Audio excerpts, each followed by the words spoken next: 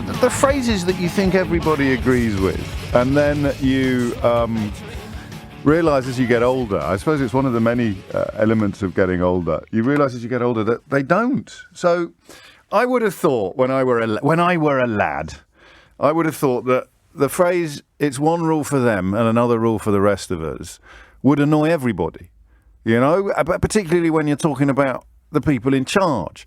Even at school, you know, the fact, sorry, I've said you know twice there in a very demotic fashion. I do apologise. I shall excise that from my vocabulary for the rest of the programme. Too sweet. But even at school, I had a sort of abiding sense of resentment that the teachers got to obey different rules from the rest of us. I thought that old do as I say, not as I do line was absolutely appalling. So the teachers are allowed to, I don't know, smoke during morning break or go and have a nice cup of coffee in the common room while we have to stand outside in the freezing cold hoping our fingers don't drop off. But I appreciate that in those sort of circumstances, with a formal hierarchy, it's one rule for them and another rule for the rest of us. I suppose, in service, in military service or in a police service, officers are going to have privileges that are not enjoyed by the rank and file. That's why they call us. That's why they are called the rank and file. But one rule for us and another rule for the rest, one rule for them and another rule for the rest of us, is one of those phrases that I used to think was kind of universal. Including, of course, up to and including the point where I realised that verse from that song that I keep hitting you over the head with and misquoting horribly almost every time I do it, actually proves that this country, this society, our civilization is built upon the premise that it's perfectly fine to have one rule for the rulers and another rule for the rest of us. How it works, I do not know. Is it that you never think that you're a pleb? Everybody thinks they're on the side of the... While you sort of go along with the... Oh, all right, I'll give you the verse. The rich man in his castle, the poor man at his gate, God made them high and lowly and ordered their estate.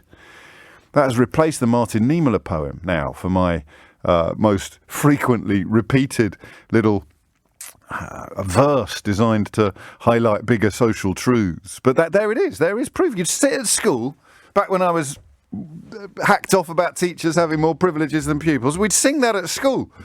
Sing that. I went to a convent school when I was really little, from the age of about 3 till 7, and this would be the mid-70s. So I bet that verse was still in there.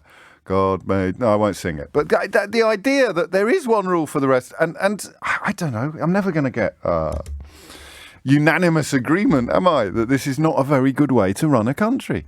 The people in charge, under my incredibly naive reading of reality, the people in charge should have a higher level of adherence to the rules that they make than the rest of us. Call me a communist, if you must, but surely the people making the rules are the ones who have to try really hard to obey them. The rest of us, the further down the ladder of society you go, the further down the hierarchy of society you go, perhaps the bigger excuse you have. For example, if you're starving, if your children are starving and you shoplift some sandwiches, I think I could make a case for you in court. I mean, genuinely starving, then your disobedience to that rule is in a sense more excusable than it would be if, I don't know, your wife had £500 million invested in a company still doing business in Russia. So you can make cases for rules being broken. You can make cases for rules being bent a little bit. You can make cases for mitigation, I think they call it, though. Do they call it mitigation in legal circles? In mitigation, my lud. In mitigation, Your Honour, the lad was starving. In mitigation, Your Honour, he's not very bright. He didn't understand the rules. In mitigation, Your Honour, no one told him that he wasn't allowed to do a poo in a swimming pool. I don't know what rule it is you're going to break, but there will always be mitigation. There will always be, if you like, explanation. So how do we end up in a country? How do we end up in a land where we now know that not only did parties occur on the Downing Street estate, not only were those parties in direct contravention of the laws made by the people who worked on the Downing Street estate, not only did the Prime Minister lie about those parties occurring, and I think we can safely conclude that he lied because he went to at least one. He didn't think it was a party, was the last defence that we came across. And yet, know with the sort of certainty that you normally reserve for night following day, we know that the tanks of the British media are about to move on to the lawn of observable reality and tell you not to care about something you cared passionately about just 3 or 4 short months ago. And I think today we'll have a little look at the what of it, but we will also have a look at the why of it. Okay? Because I don't get it. I've got one bleak answer to the question, but I have been presenting this radio programme for more years than I care to remember.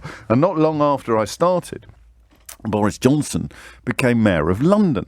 I briefly fell for his sort of shtick and caboodle during that original mayoral campaign when he was up against Ken Livingstone. But within a year of him becoming Mayor of London, he had been ordered by his aides never to come on this programme again. Such was the nature of our engagements. I'm pretty sure he'd have been happy to, but the Evening Standard reported that he'd been told by his aides that he wasn't allowed to. I think I hit him over the head with some facts during one of the firefighters' disputes. But that's by the by. I mention it only because pretty much from that moment onwards, I have conducted radio phone-in programmes on what is now, of course, the most popular programme on the whole of LBC, all hinging upon the very simple question of how does he keep getting away with it?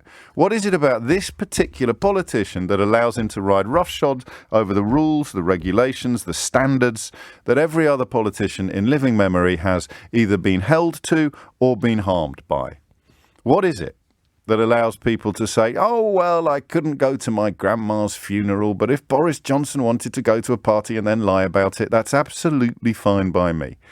And I don't know that we'll ever know the answer to that. I think, very sadly, part of the answer is that he has ushered in a new era of what you might call political incorrectness. He's ushered in an era where you can feel fairly confident that if you start slagging off Nazanin Zaghari-Ratcliffe a couple of days after she's been released from incarceration in Iran or from house arrest in Iran, then no one's really going to tell you off about it anymore. You can say stuff about immigrants or refugees that is absolutely despicable and still go to church on a Sunday without anyone calling you a massive hypocrite.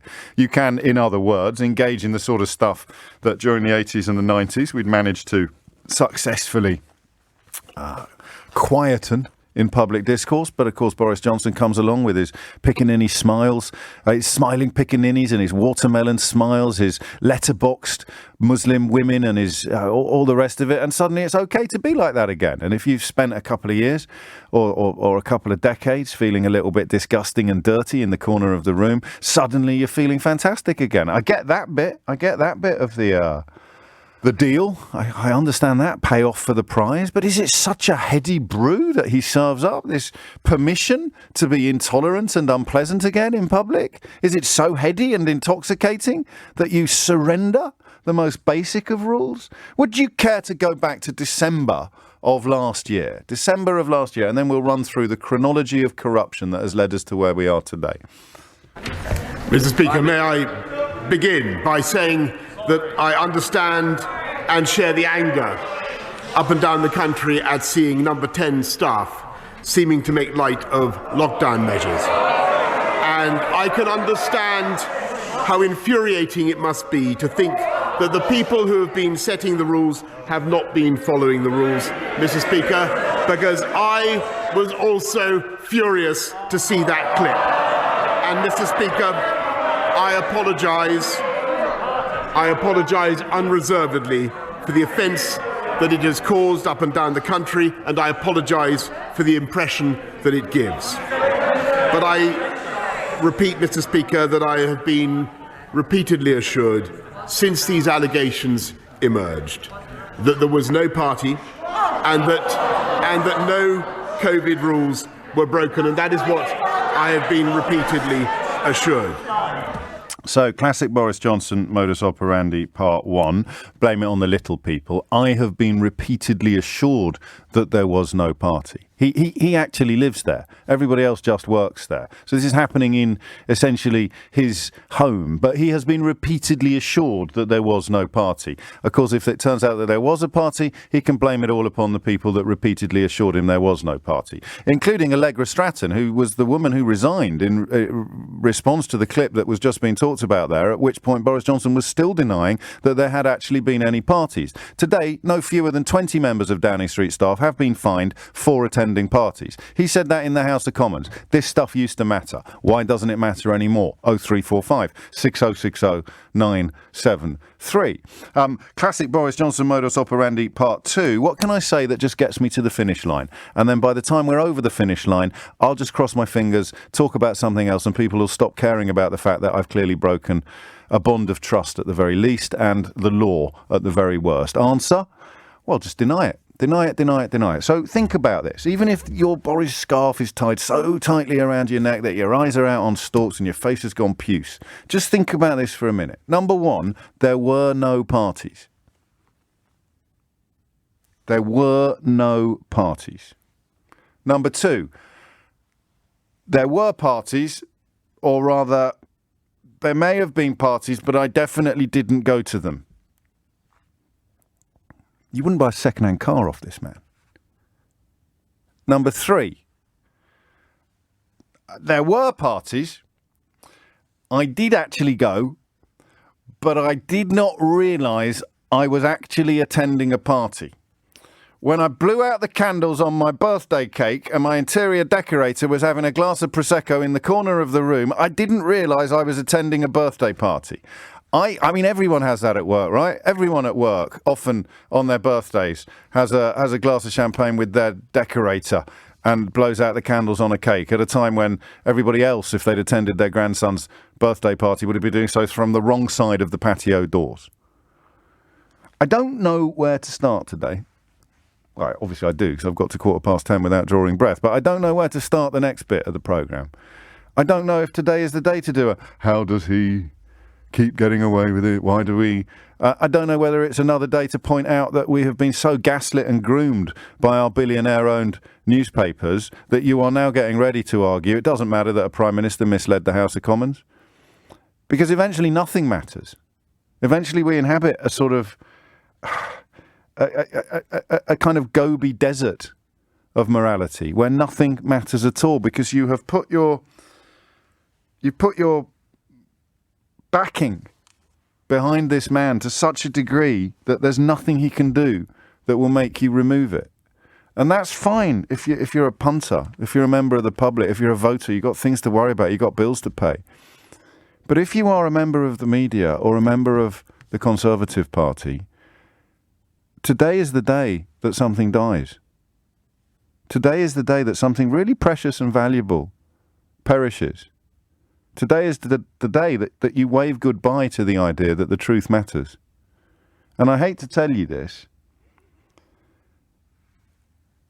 I think they're going to wave goodbye to the idea that the truth matters. And I think, looking at the last 6 years of history in this country, that if the newspapers decide to back the dishonesty, the depravity, the moral corruption, and if enough members of the Conservative Party decide either that they're quite happy to go along with it or that they're prepared to hold their nose and go along with it, I think the rest of us get dragged down the drain with them. I think the country becomes a place where the Prime Minister doesn't have to even pretend to tell the truth anymore, and that when he gets busted for not telling the truth, along come the client journalists and the sycophantic colleagues and the gaslit, groomed voters to claim two things. Number one, it doesn't matter. And number two, the only reason why some people pretend to care about the truth is because they are, I don't know what the word is it woke today or snowflake? Politically correct, metropolitan liberal elite? What's the word now that we're going to use for people who care about the truth? And there's your question. 17 minutes after 10 is the time. Do you share my pessimistic view that we're about to see the British media and the Parliamentary Conservative Party combine to create a country in which the Prime Minister no longer has to tell the truth? Or are you managing to muster a little bit more optimism than I can today? 0345 6060 973. And if you want to do it, tell me why you don't care about being lied to. Take it back to Dominic Cummings and the claim about the eye tests, which we now know he could only make in the context of working in an environment where the truth had already been abandoned. It had already been left at the door. I think today's a big day. It's not the day democracy died. We'll still have votes. We'll still get rid of them. But for the duration of this Parliament, today is the day, I think, upon which you pick a side. And on one side there's the truth, and on the other side there is untruth. And you are preparing now to support untruth. I suppose that you cling to the notion that there is a red line. There is a point where the dishonesty becomes so egregious, so transparent and so obvious that you retain some confidence that almost nobody would put up with it. And then you cross that line, and then you cross the one after it and the one after it, and you look around and you open your newspapers and you turn on your radio and they're still there, doffing their caps, tugging their forelocks, claiming he's doing his best. 20 members of Downing Street staff have been fined for breaking the rules that you obeyed during lockdown, the rules that they helped make. Boris Johnson insisted that no rules had been broken, no parties had been held. It turns out he actually went to some. And the effort that will be put in and has already been put in into persuading you that this doesn't matter will be absolutely epic and immense. Because for reasons that I don't fully grasp, some people who are lucky enough to own newspapers and exercise enormous influence over the voting people of this country quite like having him in Downing Street. Why do we put up with it? Are things as bad as I think? Or is always a possibility at 10 o'clock every weekday morning on LBC. Am I missing something here? Am I wrong? 0345 6060973. And I guess the person I'd really like to talk to is the one who doesn't care and can explain why you don't care, that it's absolutely fine that millions of people suffered all manner of privations and loss during that period, and they were having parties galore at 10 Downing Street, and they've been lied about, and they've been busted. And the man in charge was Boris Johnson, but he's still your guy. 0345 6060973. Dell's in Edinburgh. Dell, what do you reckon? Accountability, James. Yes. There is none. No, and we're being browbeating into not caring. It's getting to where there's a story every week, and we'll get to the point where there'll be another story every day. He gets away with having an affair with a stripper. He gets away. Hang on, I don't think she was a stripper. I mean, I know this is what he's done to us, is that I now pick you up on... She wasn't a stripper. She was giving him technology lessons. She just happened to have a dancing pole in her flat. Okay. Do you know, I've still got... Del, I'll give you lots of time. We'll probably stay with this for a little longer than just an hour. Yeah. But even then, because of the way I was raised and because of my... I call it patriotism... There's a little bit of me that thinks, I don't think you should speak about the Prime Minister like that. And it puts me in a position of having to correct you. And so, she wasn't actually technically a stripper when he was going around to her flat for adulterous relations. They claimed he was getting technology. And that's just true. Even the libel lawyers will be asleep. There's almost nothing you can say about the man that gets... And yet he's the Prime Minister. Anyway, carry on. Obviously I'm a veteran and security is always on our minds, but the story of him shaking off his own security team to go to, and I'm using air quotes here, an orgy. Okay, well, all right, again, you're putting me in, and again, she wasn't a stripper. We don't know. He went to an orgy. He went to a party where Rory Stewart was invited to one of these parties thrown by Evgeny Lebedev, and he was told, hey, it'll be great, there'll be girls there, whatever the heck that means, but that is, I suspect, the kind of the wool that you are using to knit together your vocabulary this morning. But there was a news report, James, yesterday about the government investigating the resignation of Cressida Dick.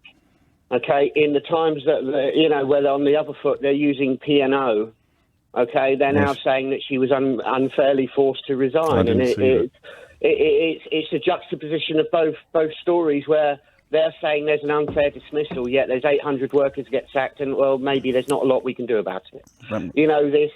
This blasé attitude towards the public that they have now. But you're the public, I'm the public, but so are the people cheering. They're the public too.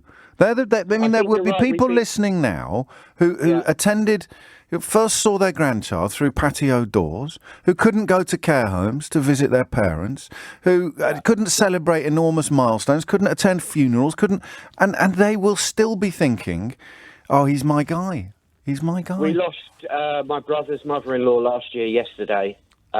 She didn't die of coronavirus, but she was alone when she died. Okay, and the family couldn't go, and they couldn't go to her funeral. So it's still very raw in our family, okay, that, we get these stories every day, and yet we're the ones still having to grieve over losses.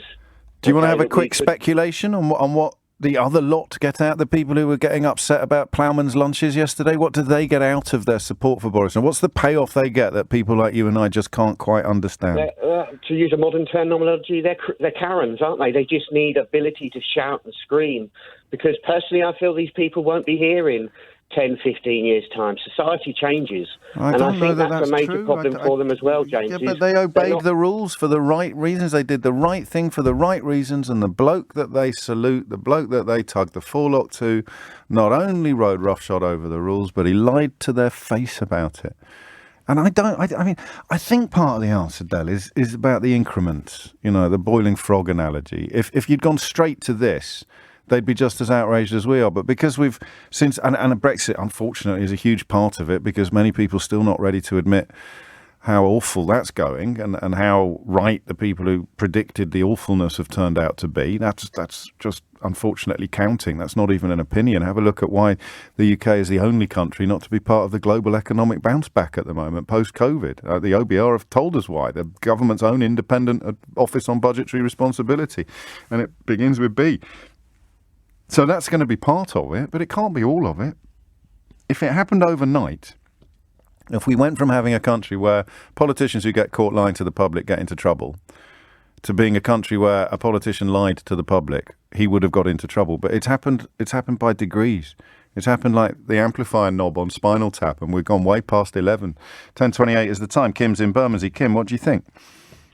I think it's disgusting. Of course I'm so it's upset disgusting. with them. I'm so upset. It's not just about lying. Listen, you can tell a lie, okay, but it's the whole point of it. The point is people suffered and went without and missed loved ones. And it's not just a silly little lie. It's abuse, really. Yes. I mean, to make these rules up and then we all live by them, like the idiots that we are. We all follow them. We might as well we might as well just forget everything, every rule, and just do as we please as they do. Because why listen to them? Why do that? I mean, I've got, when we first started the COVID, we set up a little local group to help each other. Yes. And there was a girl who lived behind me, and she was a nurse, and she'd picked up COVID really early on. And she just needed stuff like wipes, Dettol. She couldn't go out. She was a single mother to a little boy who was 7, and he just had a heart operation. She was looking after him on her own because no one was allowed to come and help. And she was worried she was going to give him COVID. She could have killed her own son because she was following the rules. And I've got another friend whose father died. He turned up in one car, his brother's in another, his mother in a different one. He couldn't even cuddle his mother at his own father's funeral. She then had to get into the car at the end of it and drive off as they did. People really were suffering, and they're having parties, and they're saying, it's fine, it's all right. It's not all right. It's not just a silly little lie. It's people are devastated by it. And yet they're also not. There are plenty of people, millions of people, the entire cabinet, almost everyone. I'd be surprised if anyone in the Parliamentary Conservative Party, despite that some of them will know how rotten this is, they won't stand up and say so. I can't understand it. I mean, silly thing. If you go back to Profumo, all right, what he did was wrong, but he had to go, and he went. Well, he was compromised by his relationship. Relationship with a young woman, and also the connection that the young woman had with a Russian spy. With the Russians, yeah. Hello. I mean, and his name for all of our adult lives, Kim. I don't know how old you are, and I'm far too gallant to ask. But I'm slightly older than you, I think. But for all of our adult lives, John Profumo's name was a byword for political disgrace. Yeah, and here we are. When you think now, he's actually stands up as quite a good guy to take it. He knew he did wrong, and he went, and he paid for it forever. He did lots of charitable work after, and paid for that. I know he did. Spent his whole life atoning. Johnson actually went to a party which would have been the equivalent of going to a party thrown by the son of the Russian military attaché who was also having an affair with Christine Keeler. I mean, that's what Johnson did. He went to a party. Yeah. I mean, it's just... but now, they do as they please, and they feel like they have no... They don't. They only do it because we let them. Not you, not me, but unfortunately, most people in what my profession has become since Brexit and in the months leading up to it, they get away with it because we let them, or because they are permitted to. Backbench Tory MPs should have spotted, shouldn't we, in 2019? Do you know that Philip Hammond was a pointless answer the other day on Pointless? It was Chancellor of the Exchequer until the middle of 2019, and then he went to absolutely persona non grata, deselected by his own constituency. They got rid of everybody with a slither. Or I don't even want to say decency, because these people were in charge for Windrush. They were defending Theresa May. But at least, should we just say, They got rid of everybody who had even the loosest grip upon the importance of the truth. And Brexit was the beast that they did it with, because you could not support Brexit and also care about the truth. That's it, isn't it? There it is. That's the bottom line as to why we are where we are. You cannot support Brexit and simultaneously claim that the truth matters. And Boris Johnson just becomes the patron saint of that worldview. Wow. We now know that the law was broken at Downing Street. I'll say that again, because I think sometimes these words don't land hard enough. We now know that the law was broken at Downing Street on at least 20 separate occasions. I don't know whether 20 notices equals 20 people or 20 offences. So on at least 20 separate occasions. And counting, by the way. I think these are the low-hanging fruit. This is the easy stuff. This is the people who are only going to get fined. It may be that some penalties are more stringent. But we now know that the law was broken at Downing Street. Which law, James? The law governing lockdown. The law that you obeyed. The law that Boris Johnson insisted had not been broken. The law that Boris Johnson quite possibly broke himself. He's still, of course, under police caution, I think. Let's say that again, actually. 10:36. What's the date? It feels like an important one. March the 29th, 2022. We now know that the law was broken at Downing Street on at least 20 occasions. Then never mind. Move along. Nothing to see here. I'd love to know how you sustain that position. I'm fine with that. I mean, do you blame... Is it Jeremy Corbyn? Is it, I don't care how many lies are told and how many laws are broken in Downing Street, because at least Jeremy Corbyn's not there? I'm not being facetious. Is that an answer? Is that a thing? Or is it that you quite like the idea of living in a country where the people in charge can break the law with impunity and lie about it? That's the crucial point, isn't it? How do you cling to it? And you think you're patriotic? This is the bit that absolutely baffles me. You think you're the patriots, the ones that are supportive of a regime that breaks its own laws in the actual heart of government. Breaks its own laws in the heart of government, and the patriotic position is to cheer them. To get cross about the nomenclature of a cheese-based lunch, but to be supremely comfortable with a government that breaks its own laws. It's fascinating, isn't it? 0345 6060 973 is the number you need to join in. Cora is in Harrow. Cora, what would you like to say? Hi, James. Hello, Cora. I'd like to say, but can you imagine what it'd be like if Labour were in charge? I'm pretty sure there wouldn't be 20 cases of law breaking revealed today, but you never know. Yeah, I think that's the kind of mindset that keeps these people who will, blindly, uncritically keep supporting the Tories. I think you're obviously partly right, and in some ways it's the only bit of flotsam left for them to cling to as they run the risk of drowning in a sea of lies and moral corruption. But they also like him. I mean, there's also something there about. Yeah. There's also there's more to it than that, isn't there? Here's someone, Michael, these people don't ring me anymore. 10 till 1, it's the Boris bashing show, boring. Mate, you've had 39 minutes to turn off, and if you haven't got an answer as to why you're comfortable with 20 laws, 20 individual instances of law breaking in Downing Street on your man's watch, then it's perfectly possible that you lack the intelligence to work out how to retune your radio dial, so perhaps you could get somebody else in the house to do it for you. But there are fans there, Cora. It's not just the kind of there but for the grace of God or the better the devil you know. There are genuine fans and enthusiasts there. Absolutely. And this is something I struggle with. We've you and me both. Before.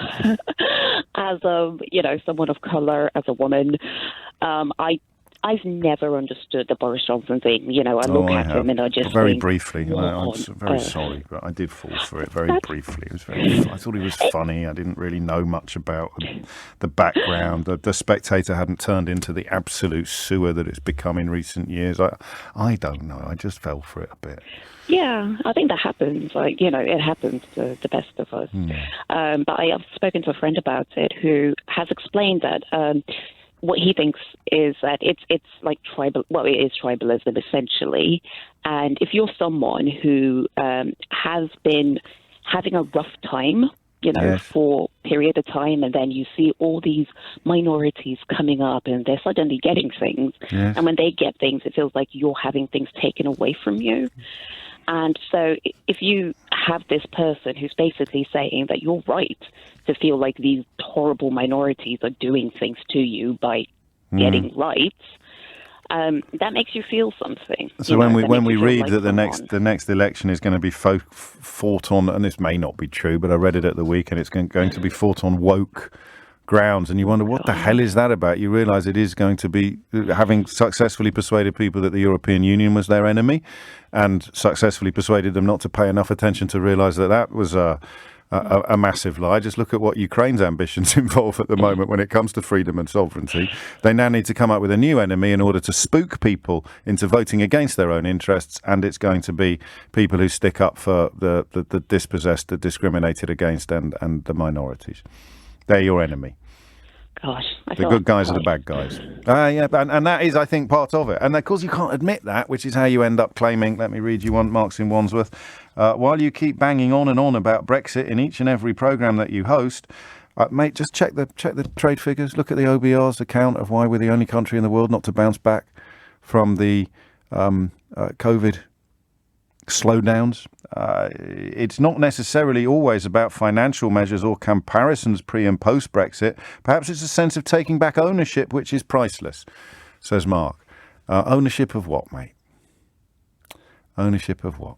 Answers on a postcard. And also, of course, you're offering that up as a response to the question of why you don't care about the law being broken on at least 20 occasions in Downing Street and then lied about by the Prime Minister. So you can claim all the ownership and sovereignty and meaningless unicorn-flavoured Brexit benefits you want, pal, but you're going to have to tell me why you are cool and supportive of a lying Prime Minister and a law-breaking government. Mark's in Leicester. Mark, what do you think? Hi. Well, first off, I am appalled by all the law-breaking the Conservatives have done. Boris should have gone, and a whole other should have gone. Stop bashing Boris. He's doing his best. Stop talking Britain down. But my point is, I think now Boris Boris knew the timetable for these police fines to come in. Somebody will have told the party that this is when the news is coming in.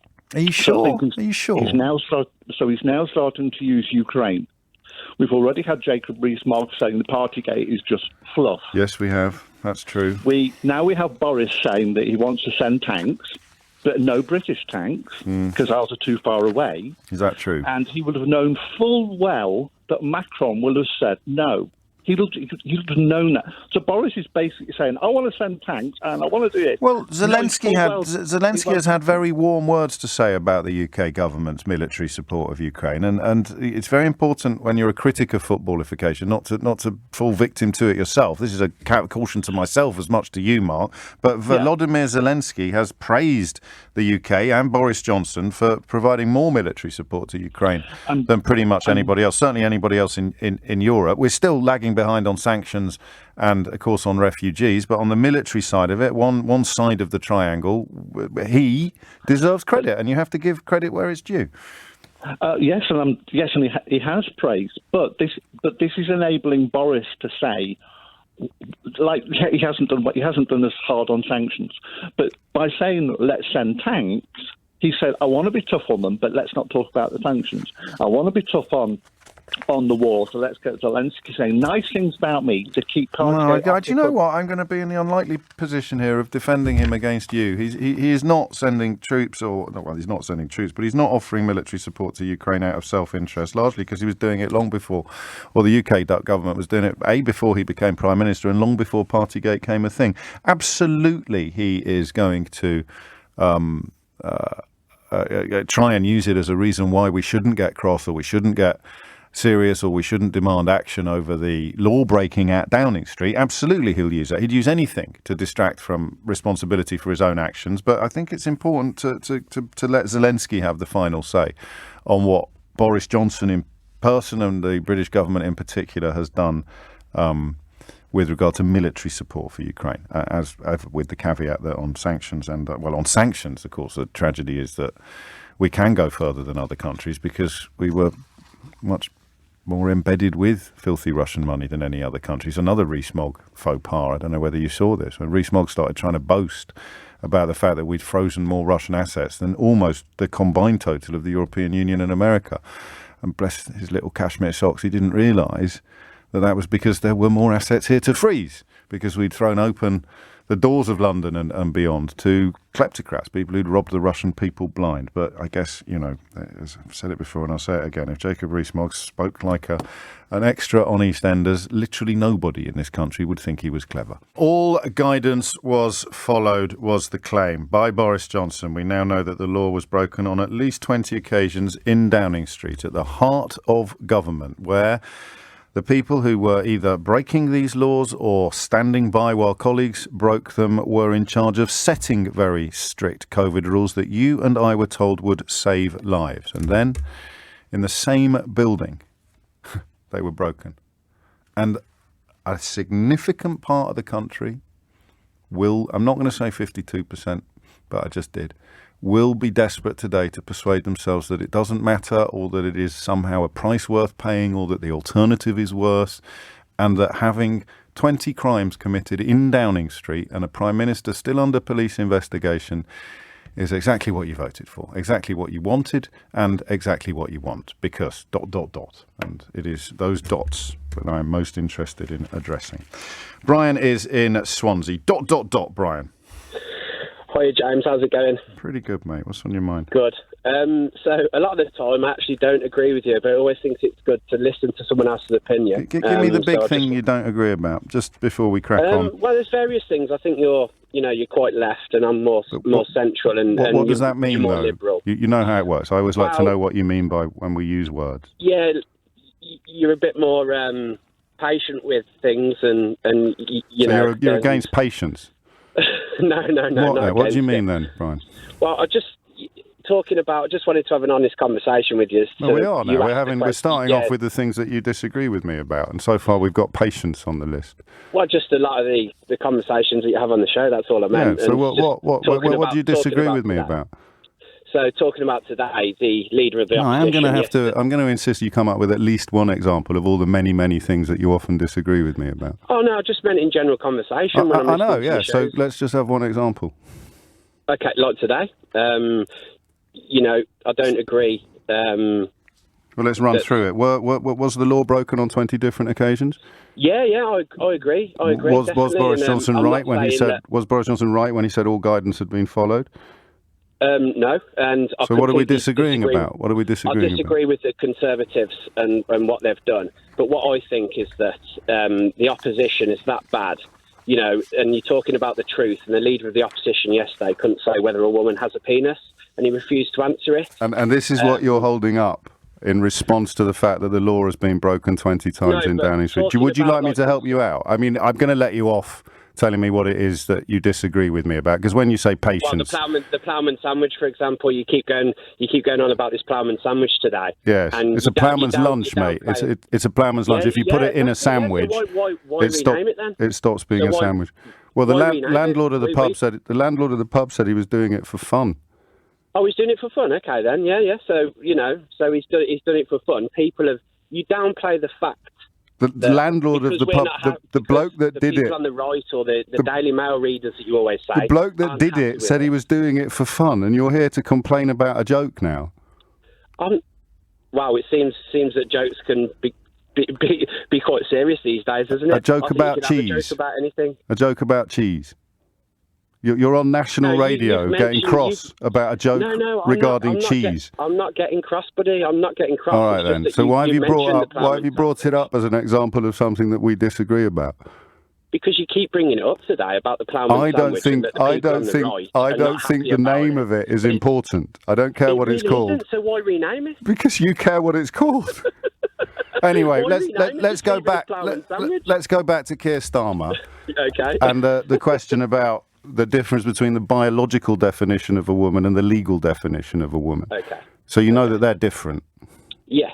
Right. So that's why it's a silly question that is asked for entirely provocative reasons, designed to feed red meat to people like you.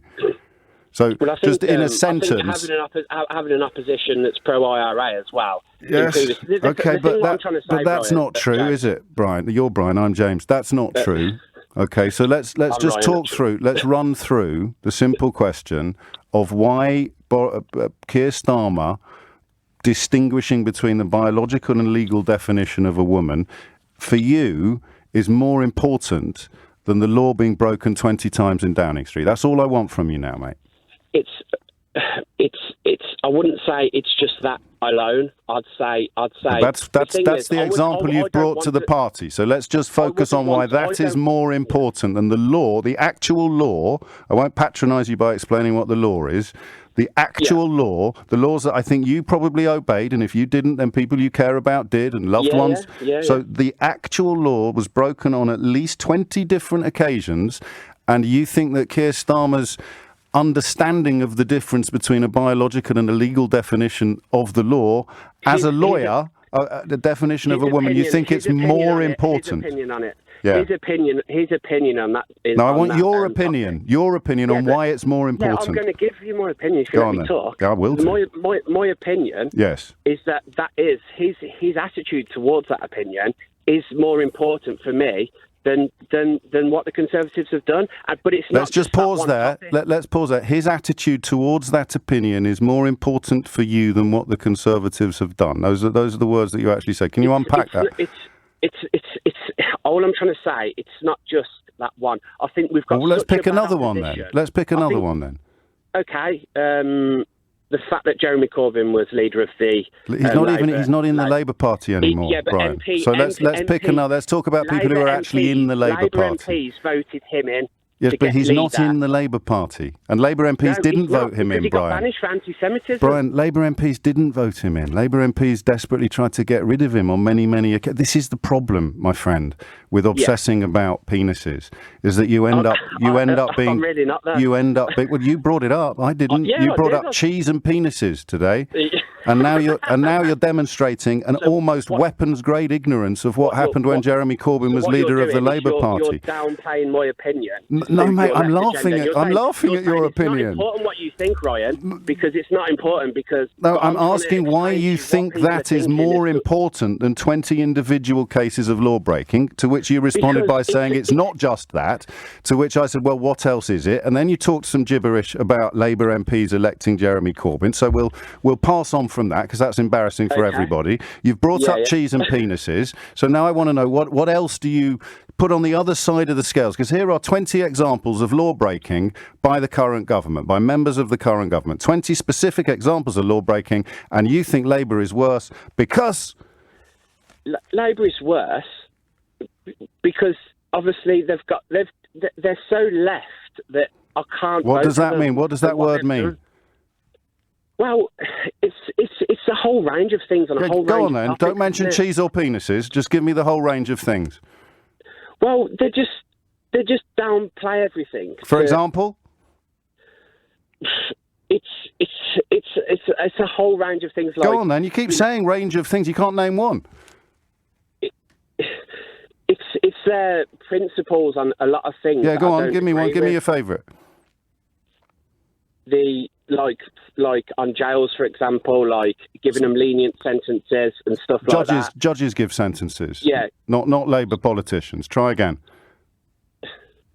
Well, I just wanted to say that I just don't agree with Labour. And on what? That's what? the reason. Because I Try can't again. vote Come on. for it.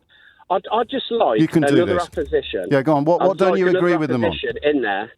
Because of their left ideas. For example, left ideas give me the worst left idea they've got, but don't mention cheese or penises. I haven't obviously got them all in front of me. I only need one. Oh, I can't think off the top of my head. You're on national radio. Yeah. Convinced that you've got really strong arguments to explain why breaking the law on 20 separate occasions is not as bad as being the Labour Party. I say, what's bad about the Labour Party? And you've got nothing.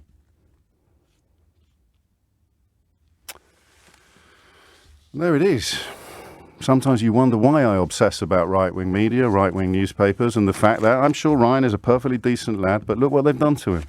He didn't do that to himself. He wasn't born that way. It wasn't his teachers. It wasn't his parents. It's right-wing media that has turned him into somebody not only convinced that he's got strong arguments, but prepared to ring national radio to make those strong arguments, and then, without even tugging on the thread that bound it all together, it falls apart. And, of course, you know and I know, he doesn't go away now thinking, oh, my God, I really really shouldn't have listened to those people who've just turned me into a national laughingstock. He's going to be cross with the left and the presenter probably, who paid him the courtesy of thinking that he might have been able to explain his own position. And everybody listening to this programme now, and everyone who'll see the clip later, who knows that exactly the same thing would happen to them if they rang into this programme, they get angrier and they get more aggrieved and they get more offended and they get more obsessed with cheese and penises, because the alternative is to admit that you've been conned. But guess what? You've been conned. Is it Facebook more than right-wing media? Some of you suggest to me. I'm quite up on this. I'm quite clear on how it works. But if you look at the decline in newspapers and the amount of money that has been spent on Facebook by political parties, chiefly Conservatives and Republicans in recent years, or at least sort of vote Leave and Republicans, the Facebook stuff is possibly more pertinent than the newspaper stuff. And the problem with that is it's not in plain sight, is it? It's tailored, it's algorithmically designed to reach your inbox, your Uncle Keith's inbox or friend Ryan's inbox, without us, the rest of us, even knowing it. And that's where, there's no point being an upholder of the truth if you can't get to the truth, if you can't see what is happening to people. The vaccine stuff was huge, wasn't it? On the on that front, where suddenly people, remember when we were taking calls, we found a really good way into the anti-vaccine stuff, because asking people who had been brainwashed to ring in is largely an unhelpful exercise, albeit that it can sometimes be enjoyable.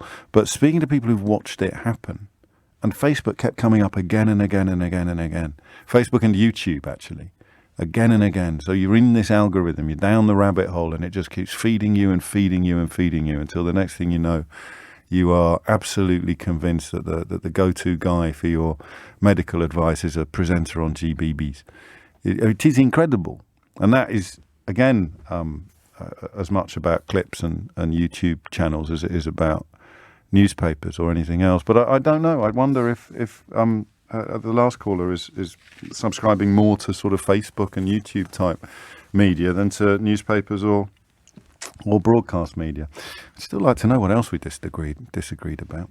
6 minutes after 11 is the time. Phone lines are open. I know everyone thinks it's hilarious, but there is a serious subtext to calls like Ryan's. And the serious subtext is that is what happens when people have the confidence to actually defend their position. And the thing that really annoys me is the fellow victims who now claim that he's not very clever, or that used to claim that we deliberately hire actors to come on and make fools of themselves. But you can't answer the questions either. So let me just glance at my inbox and see what I can find. Here you go. Mike writes, James is a despicable, ill-mannered bully who should be taken off LBC. So Mike just heard himself on the radio.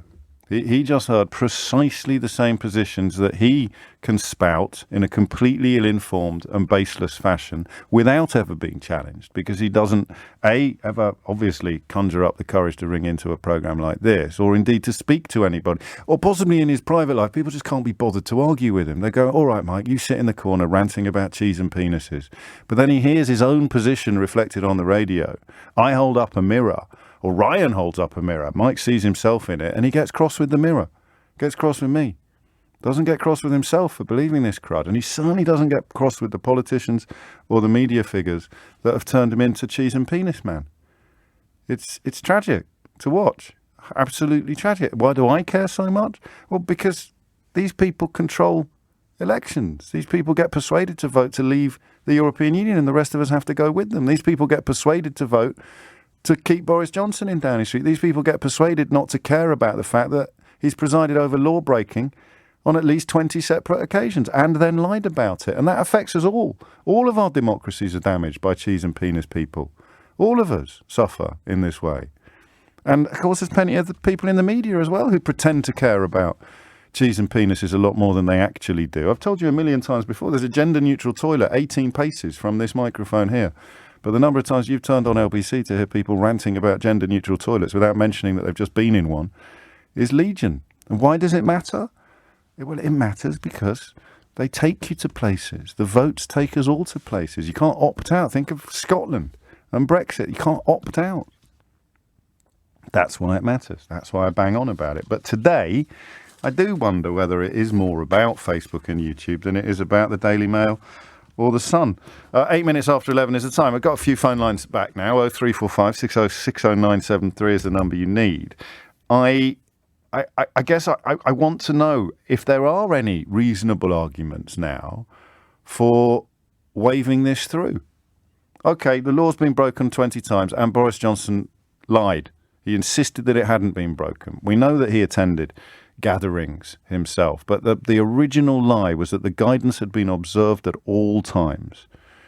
I think he's going to get away with it. I think he's going to get away with it because of time passing, not even because Ukraine has kicked off, but because of the amount of time that has passed.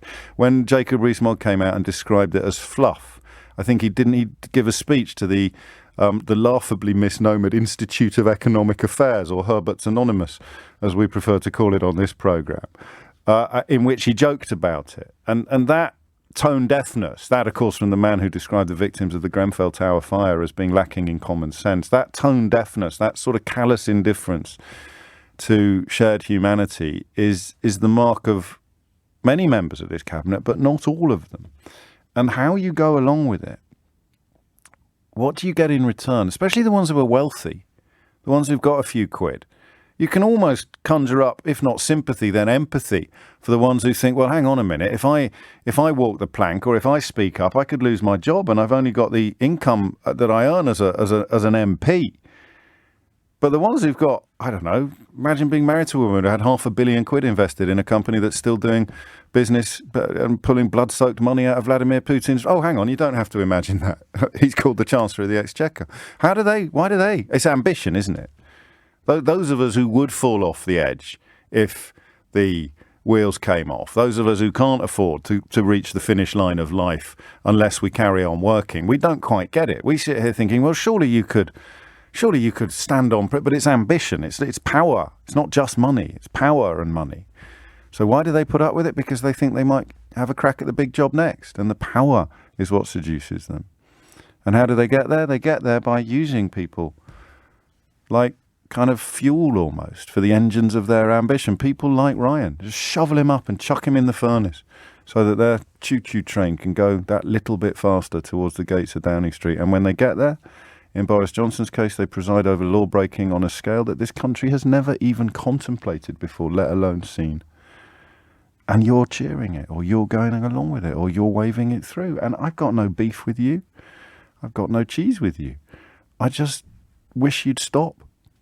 Because every time this happens, we all lose something. You can still kid yourself that membership of the European Union was not something valuable that we squandered. And you can come up with all sorts of reasons why Ukraine would be so desperate to join something so apparently awful. That's fine, that ship has sailed. But now we're talking about law breaking by lawmakers. 20 separate occasions of laws being broken by lawmakers. And Boris Johnson looked you in the eye and told you it hadn't happened. He looked you in the eye and told you there'd been no parties. And then he looked you in the eye and told you that there might have been parties, but he hadn't attended any. And then it turned out he'd attended them. And Jacob Rees-Mogg is reduced to marching around studios claiming that it doesn't matter. But I know it matters and you know it matters. The people who interest me the most are the people capable of persuading themselves that it doesn't matter. And I think you're all like Ryan. I think you're all terrified of being asked the simplest of questions. Which brings us back to Mike. James is a despicable, ill-mannered bully who should be taken off LBC, which I can translate, actually, from fluent Mikey's into the Queen's English. James keeps telling the truth and he makes me feel really stupid. Please make him stop. Unlucky. Nathan's in Salford. Nathan, what would you like to say? Hi, James. I was just ringing about your point as to how people go along with it, even though all of the evidence points to, obviously, that Boris Johnson maybe isn't the ideal person to be in the role. If you think of it as like gamblers, you know, if you go in and bet red on a roulette, I don't gamble myself, so I might get my analogy slightly wrong. Yeah. But you go in and bet on red, that was Brexit, and that was a win for those people who believed in that, and they got so far behind it. But they didn't get any chips. Keep betting red. They didn't get any chips. They were told and convinced that they would, or True. that they had skin in the game. They were told that their life would be better, etc. No, we didn't want any chips. We never actually wanted any chips. We never believed all the people that told us there'd be loads of chips. We just love red. Yeah. And then every time it comes up black, for example, everything that's going on at the moment, everything that's been going on, you kind of kid yourself that, well, I won on red last time, it's bound to happen again. There's bound to be another win. There's bound to be something else that's going to... Because they've gone so far into that hole of Boris Johnson and the Conservative Party. They can't claw them way out. No, I like the analogy. I mean, the doubling down, I think, is the technical term. But I guess it's the law now. It's 20 individual crimes. And I know that people do care. And I know that people who do care are now desperately trying to convince themselves that they don't care. And I know that people in my profession will be queuing up to help them pretend that they don't care, but they will still care. And it's beyond doubling down. It's beyond the kind of I always forget what that thing's called. There's a special phrase to describe it. The lost something. It'll come to me about 10 minutes too late, Nathan. It always does. It's a sign of my age. But this is the law now. No one ever. If you said to somebody, right, 5 years ago, what would you do if 20 crimes were committed in Downing Street? There's not a single person in this country who would say, oh, I'd be fine with it. I'd ring the radio and start talking about cheese. No one would. No, of course not. So it's like the increments, isn't it? You go from A to B. So you say to someone, here is Z. And they go, oh, my God, Z's disgusting. But you say to someone, here's A, oh, and here's B. Let's just run through C, D, and E. Oh, by the way, F, G, and H have just unfolded. I, J, K, L, M, N, O, P, Q, R, S, T, U, V, W, X, Y, Z. And suddenly they're all right with Z because you've been through the 25 other letters of the alphabet before you got to Z. And that's the bit. And when you get to Z, it's really hard to go back. Well, it's impossible, isn't it? It's that whole thing of... Is it impossible? Maybe we'll do that for the rest of this hour. I think you have had people in the past who have definitely said, I used to fall for this and now I don't anymore. I definitely have heard a few people. Yeah, definitely they do. And there is questions to be answered by Keir Starmer about why he isn't providing a more warm or welcoming environment for people to hop over there politically. And the Labour Party is an imperfect, a profoundly imperfect institution. The sunk cost fallacy, there you go, I got there before 10 minutes was up. The sunk cost fallacy is what we're both describing. But that's it, isn't it? That idea of, okay, I stayed with it over Dominic Cummings and I stayed with it over the decorating of the flat and I stayed with it over Jennifer Arcuri and I stayed on board for that and this and the other. But I can't stay on board for this. Those are the people that interest us, aren't they? The people that get to Q and jump off, or get to R and get to S, because they can't all be hanging on for Z. And we'll try and find, maybe you are someone who today thinks, do you know what, James, I hate your guts, and I still think Brexit is the best thing that's ever happened to us, but you're right. You just can't have 20 individual crimes committed in Downing Street and then give the man in charge a pat on the back and a free pass to crack on. You just can't do it. They're the people that intrigue me the most. If you're one of them, 0345 60 60973. How can this straw not break your camel's back? The question of how we've ended up in a place where 20 crimes can be committed in Downing Street, the Prime Minister can be shown to have lied about them, and we're talking about it. That's that. I felt the last caller was very helpful in nailing that down.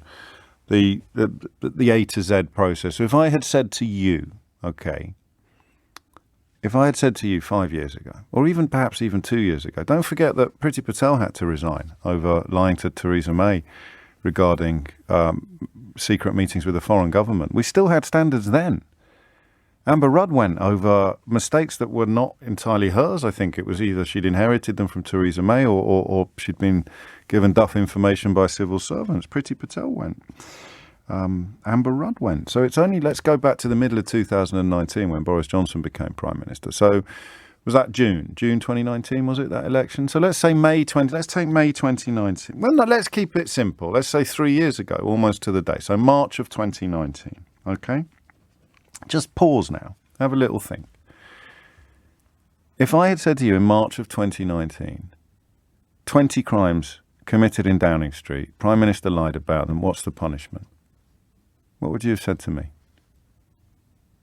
Seriously. Forget what colour your scarf is. Forget how you voted in the referendum. Forget about ploughman's or ploughperson's lunches. Forget about everything. Forget about the transgender debate, which is, of course, pretty much the only hope the Tories have got at the moment of distracting the public's attention from other issues. Just forget about all of that. March 2019. What were we doing in March 2019? Can't remember. March 2019, I say to you, OK, imagine if 20 crimes were committed in Downing Street and the Prime Minister lied about it. What should happen to that Prime Minister? 03456060973 is the number that you need. So Dave's here. Dave says, James keeps saying Boris has committed 20-odd crimes. No, I didn't. 20 crimes committed in Downing Street. And he told the House of Commons that the rules had been observed at all times. We also know that he had a birthday celebration of his own. Whether or not the Metropolitan Police decide that that was a party or not, only time will tell. But I'm fascinated by Dave. What crimes has Boris committed? He has committed no crimes, and it's shocking that you let your shock DJ repeat the lie. So number one, mate, wash your ears out, okay? But that's fine. You're probably busy doing something else with the radio on in the background. I just hope it doesn't involve heavy machinery. Number two, once we deal with the truth and the facts, here they are. 20 crimes committed in Downing Street, where he lives, after insisting that there had been no parties, that the rules had been observed at all times. And then segueing to, well, there have been parties, but I didn't go to them. And then saying, well, I did actually go to a party, but I didn't realise it was a party. And you're still there, Dave, with your little flag, waving it away. That's fascinating to me. Because if I'd said to you 3 years ago to the day in March of 2019, Prime Minister, pick a Prime Minister if you have to be tribal about it, pick one you don't like. Prime Minister in Downing Street, 20 crimes happened in that building on his watch. What's the punishment? What's the lowest resignation we've ever had from a senior politician? There's some famous examples of it. I think Estelle Morris resigned because she didn't think she was up to the job of being Secretary of State for Education. Good God, those were the days. I bet she was as well. That would be one of the first gauges, wouldn't it, of someone who's actually got a little bit of self-doubt is qualified for the job. And we've got Dominic Raab as Deputy Prime Minister, a man who probably can't even spell self-doubt. Carrington went over the Falklands, didn't he, even though he can't really have been held personally responsible for not realising that Galtieri was about to send a task force into the South Atlantic.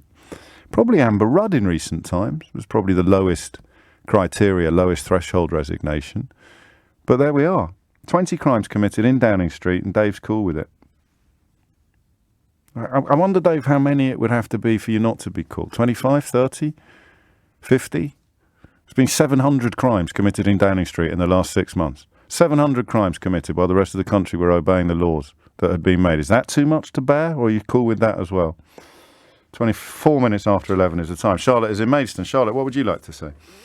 Hi, James. Great to be on the show.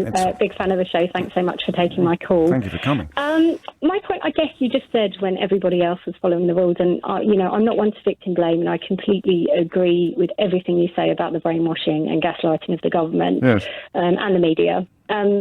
But my experience from friends and people I know, associates, is that there was a huge amount of people who weren't following the rules and were quite vocal and happy to not do so.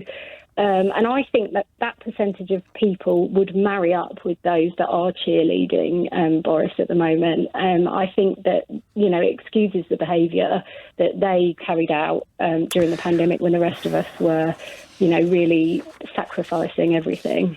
Maybe. I mean, just sort of cephalogically speaking, Boris's base is more likely, your older Brexit voting member of society is more likely to have obeyed the rules than the people who are jumping off Durdle Door or sticking flares up their backsides in Leicester Square. No, they are. I agree with what you're saying, but I know so many youngish people, 25 to 35. But they're not his base usually, are they? Okay, fair point. But they are conservatives, and they are, I suppose, not.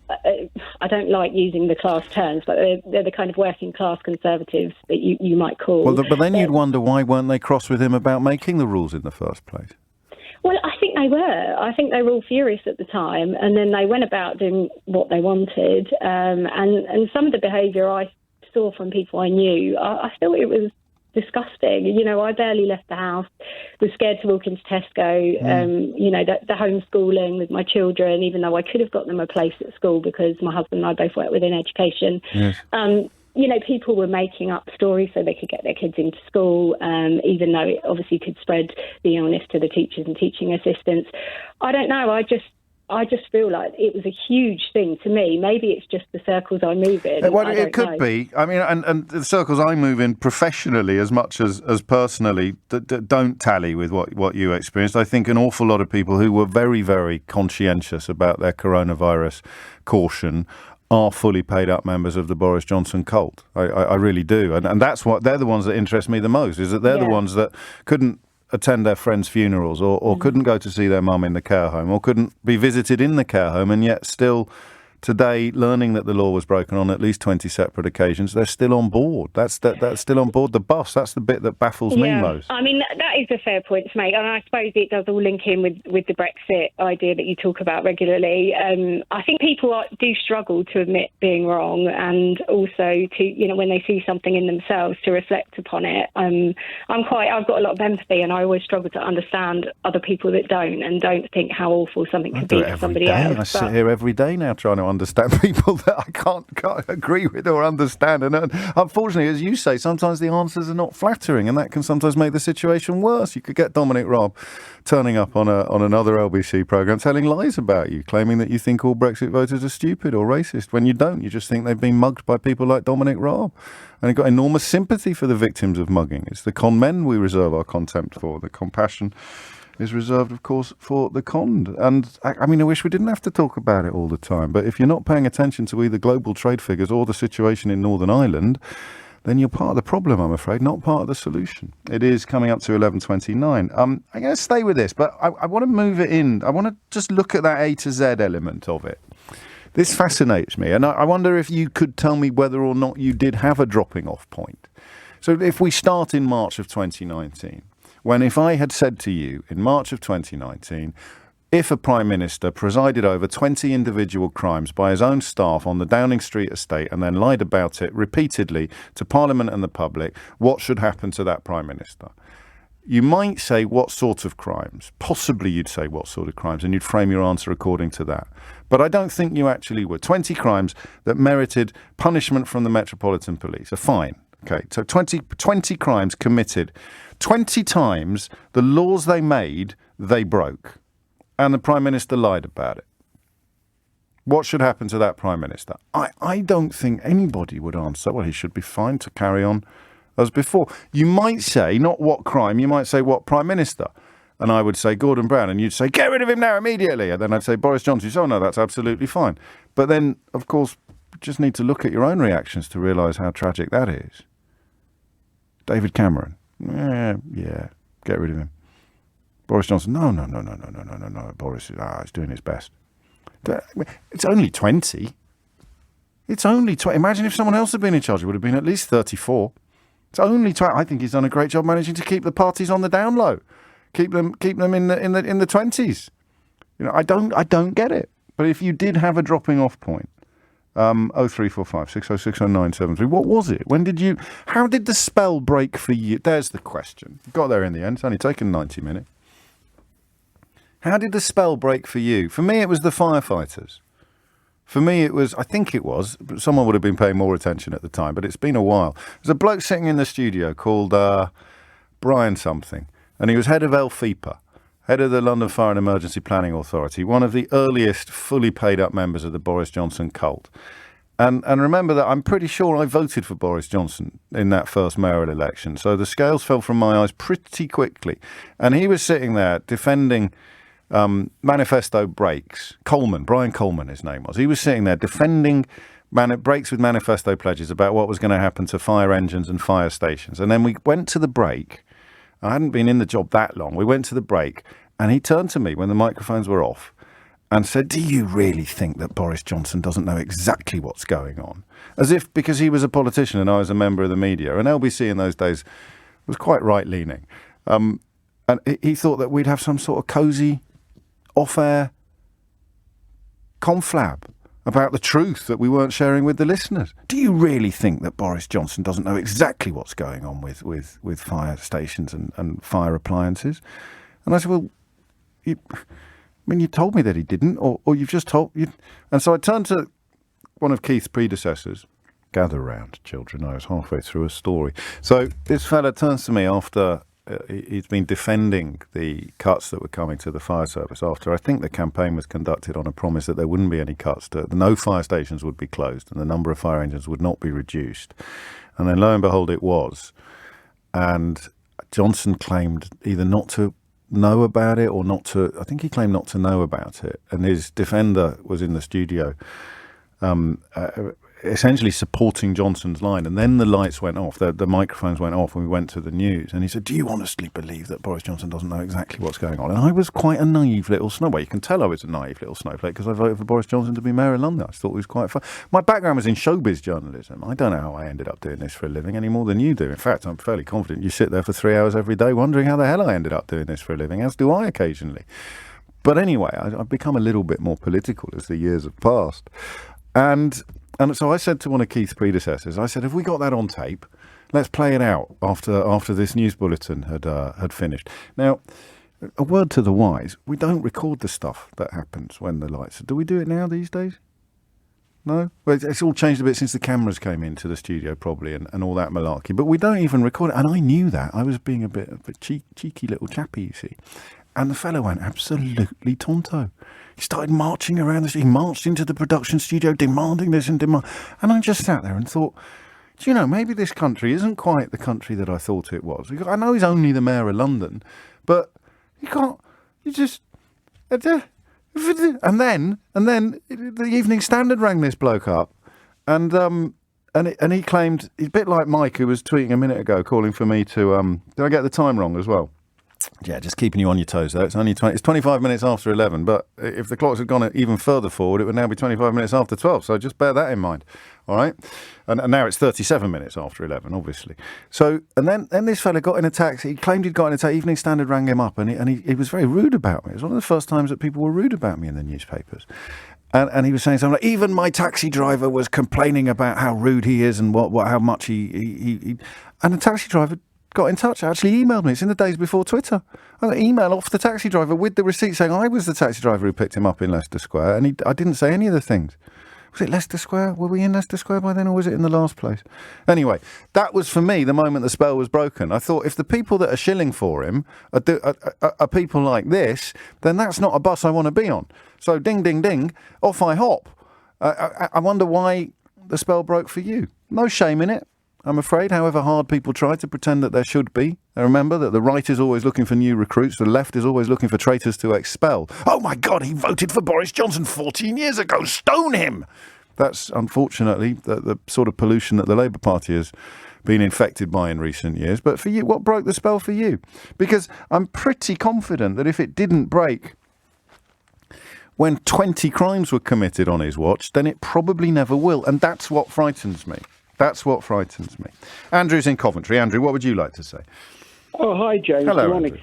Hi. I was a civil servant in 6 Whitehall departments a while ago, over three administrations from graduation up until my early 30s, and I worked across both Conservative and Labour administrations up to Tony Blair as a civil servant. Okay. And none of this would have been conscionable during that period. No. The minorest infraction would have led to disciplinary matters, and the minorest infraction, any of these. So under Thatcher, Major, or Blair?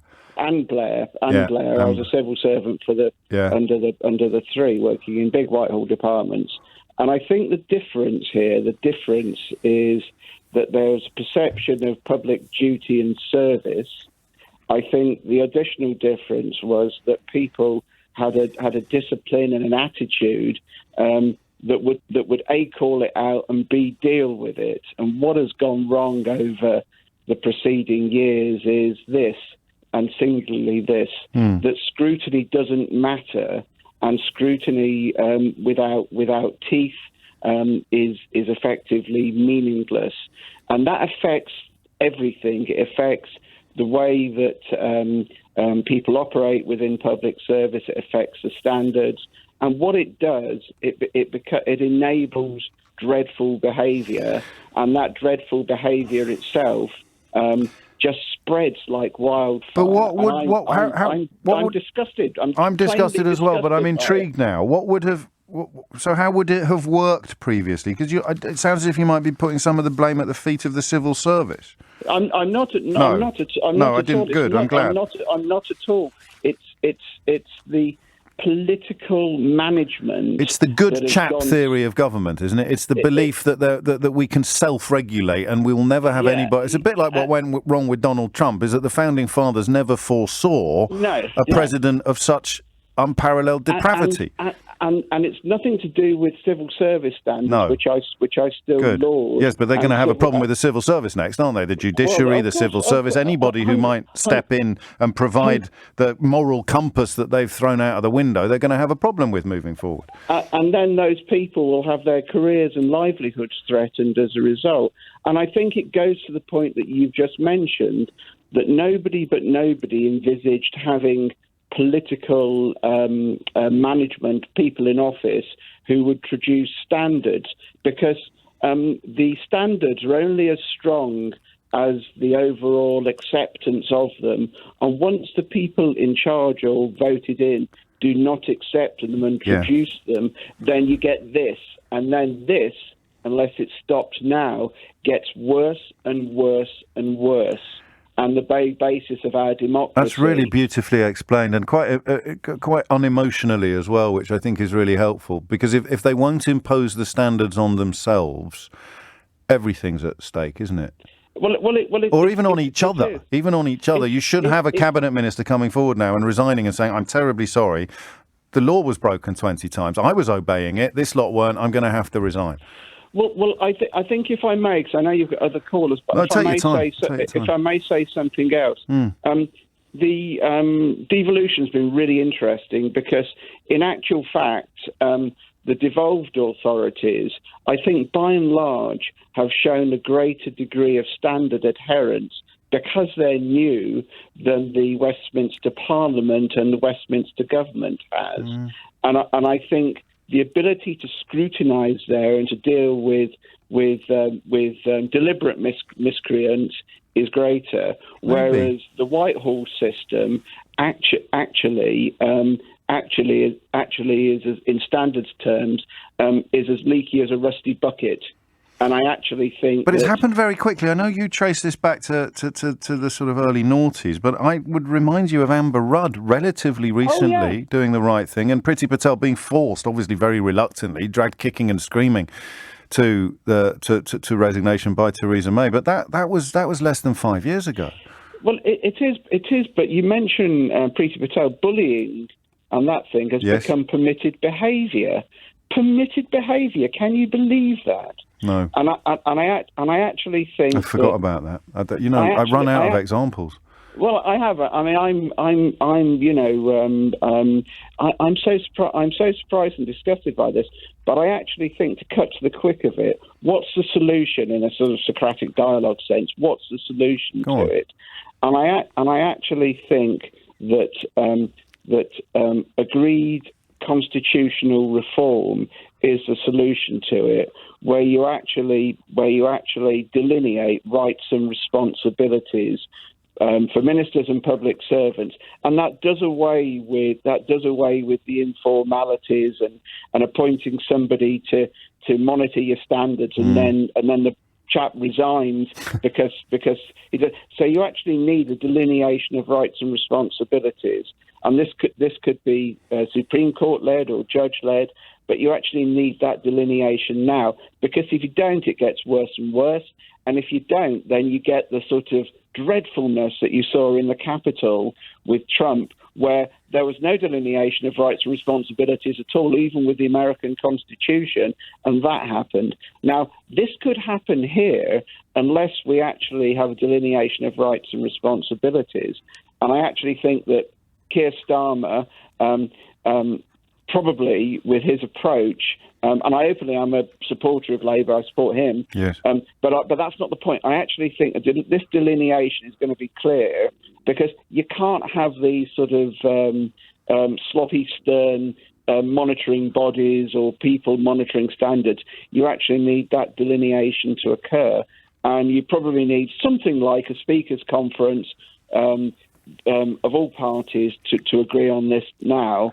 And I think if you don't, then whoever's in power next, whether it's Labour or whomsoever else, then this dreadfulness just carries on. So we need to put a stop to it, and we need to put a stop to it now. I think you're brilliant. Thank you. And I think you are too, because I love listening to your programme. Let me just, can I say two things in conclusion? Number one, this is the highest compliment a caller ever gets to the programme. There's a text here from Helen says, "Shush, James, this guy's really good." well, you know, we live in a great country, and I think I think and we have to defend it for everybody's sakes, we can't let it decline from what is so great about it, which is the fact that you and I can talk on a radio programme without somebody coming to knock on your door and to arrest you. But the point is, we need to do something now, and we need people to appreciate how important it is. Equality before the rules. And remember, we've got a government now that tried to actually rip up the one rule book that is left after Owen Paterson was found to have driven a coach and horses through it. The other thing, I said two things, Andrew. Did you say soppy stern? Sloppy stern. Sloppy stern. We have sloppy stern monitoring and scrutiny at the moment, and it's a bit like if you're a parent of children, and I am too, mine are somewhat older now, but you could be sloppy stern, you'd sort of smile and let things go, and then you'd suddenly get stern, whereas a parent, you need to be consistent, straight down the line. And it's a nod to Philip Larkin, that, although I think he said soppy stern rather than sloppy stern. You may well be right, but I think, on that one certainly. No, you're absolutely right. I actually think this needs to be straightened out now, and to have this honesty of discussion, and I think maybe a speakers' conference discussion of this. So there has to be, and sadly they've brought us to it, but there has to be an independent arbiter of standards, because at the moment we've got a government, a prime minister and colleagues who, when they're found to have broken the standards, they either chuck the report in the bin and the standards commissioner resigns, or they try and rip up the rule book of parliamentary standards because one of their own has breached it. And remember, they had a dinner at the Garrick Club, the Owen Paterson Preservation Society. They thought it was so hilarious and normal behaviour that they even gave themselves a little nickname designed to try and get Owen Paterson off the hook. So who polices the politicians? And don't say the police, because it took them about 6 months to get their backsides in gear over the investigations that are finally coming to fruition today. Andrew, top of the class. Two extremes, I suppose, with two calls today. Ryan, I think just before 12 o'clock, and Andrew just before 11 o'clock. I must start getting the time right. It's very important on a radio programme. In fact, when you start doing this for a living, they really impress upon you how important it is to say the time quite regularly, so that, you're helping people, not so much in the mid-morning matters slot, but on the shows where you're getting ready to take the kids to school or getting ready to go to work. You want to hear the time quite often. They never mentioned how important it is to make sure you're actually giving people the right time. It never really crossed their mind that someone could do this for many years and still not be able to read a digital clock. It's 11:53. Two extremes. The caller we took just before 11 o'clock, and Andrew, who we took there just 10 minutes before 12 o'clock, offering up the two extremes. We'll clip up Andrew, no doubt, as well, because I thought that was a real masterclass in the importance of probity and the real risk of the United Kingdom following America down some sort of dark alleyway of anti-democracy, as Donald Trump wishes. And remember, he's probably going to run again for president and could well win. When you abandon this stuff, when you lose this stuff, it takes generations to get it back, and things generally get a lot worse before they start getting better. But it's still not too late for us to recognise that if you have a regime that not only allows but excuses law breaking, you should probably act pretty robustly. And the other extreme, of course, was the caller earlier, Ryan, and that is now up. So if you follow me on Twitter at Mr. James OB, you can have a listen to that. It's almost like the good old days, wasn't it, of talking to people who were absolutely certain they had lots of really good reasons for voting for Brexit. And we may, in tribute to Ryan, the earlier caller, we may actually spend an hour, don't laugh, I'm not going back to the Oscars, I'll tell you that for nothing. It's Tuesday now. It happened on Sunday night. But I may have a conversation about cheese-based lunches, because I find it genuinely fascinating. I looked yesterday at the comments section of the Telegraph and the whatchamathingy, the Mail, and people were genuinely cross about the idea of a pub calling a ploughman's lunch a ploughperson's lunch. Tongue-in-cheek, it was done for fun. I bet they regret it now. They brought all manner of rain down upon themselves. But I know it's a bit similar to the conversation. How can the spell of Boris Johnson not have been broken for you yet? How can anybody actually get angry about what you call a cheese-based lunch that was invented by the Milk Marketing Board in the early 1950s as rationing of cheese came to an end and farmers were being encouraged to create loads, so they wanted to encourage the British public to eat more. So they invented the ploughman's lunch. A pub in Devon this month decided to call it the plough person's lunch because that's quite funny. It's a bit, it's a bit like your uncle when you say, what's the next? It's the Isle of Man, and your uncle says, "Oh, I think you'll find it's the Isle of Person now." That kind of funny. It's the Isle of Person now. Yeah, Isle of Man, Isle of Person. You can't say man in this country anymore without getting arrested. Hat tip, Stuart Lee. So it's that kind of joke. It's not a great joke, but it is a joke. You can't say, "Whoa, it's the Isle of Person." I think you'll find hilarious stuff. That's the joke, and yet people still got upset about it. I mean, genuinely upset as well. Remember the woman who gave a quote to the Telegraph about it's dangerous. So I want to know why. I want to understand you if you get upset, genuinely upset by that sort of thing, because what you're upset about is the idea of people being anyway. I'm spoiling. I've got a monologue to come at 12 o'clock, so I better keep this one in the fridge. Joe's in Welling Garden City. Joe, what would you like to say? Hi, James. That was quite a call to follow up on, isn't it? It was very good, wasn't it? Yes. I definitely agree with a lot of what Andrew had to say. I think, I suppose the question really is kind of 3 years ago in 2019 when Boris was being elected into power, would I believe that we'd have let him get away with what he has? No, it's a great point. I don't think I would have done. No. I think every scandal that's come up throughout his time in power, every time I've kind of thought, God, this is going to be the end of him. And then it sort of seems to just get swept aside and something else comes along and we move on. And I think the real, I suppose, cold light of day moment for me is I've been watching a BBC documentary recently about the Blair and Brown years. And you kind of look back 20 years ago where British politics was, and if a minister put the wrong sort of coloured post-it note on their note, say that was the sort of sackable offence at the time, and now you've got sort of, you can break the law and it's fine, and Boris and the entire cabinet will be straight onto Twitter to tell the world that you've done nothing wrong and it's time to move on and there's other problems to focus on. Daily Mail's already writing articles. Does anybody except the BBC really care about this? Does anybody really care? I don't know if the BBC even really cares. If you go on the... doesn't matter though, does it? That's BBC the line the Daily News Mail's going to take about it. Yeah, but it does. We seem to just move on from these things so fast now, and it's almost like there's so many scandals coming so thick and fast. It's hard to keep up with them. And but you still cling to the notion that this one will matter. Today is the first time I think that I've felt a real dissonance between the scale of the offence, the egregiousness of the offence, because it involves the law, it involves the police, and the knowledge that people will nod it through, people will... Because I thought we'd get stronger reactions. You sort of wonder, what will people care about? Will they care about the Russian money? Will they care about the decorating of the flat? Will they care about the Home Secretary being a proven bully? Will they care about the Owen Paterson Preservation Society? Will they care about... And we could go on forever. And I've always thought they would. And yet today, I think, possibly just with fatigue, scandal fatigue, I found myself thinking they probably won't. I hope I'm wrong. Yeah. I mean, I've written twice now to my local MP, Grant Shapps, to ask him about what he's going to do about Russian interference in British politics. And I made the point that they published that. It was the Information and Securities Committee who published that heavily redacted report in 2020, which has just been ignored and swept aside and no action's been taken.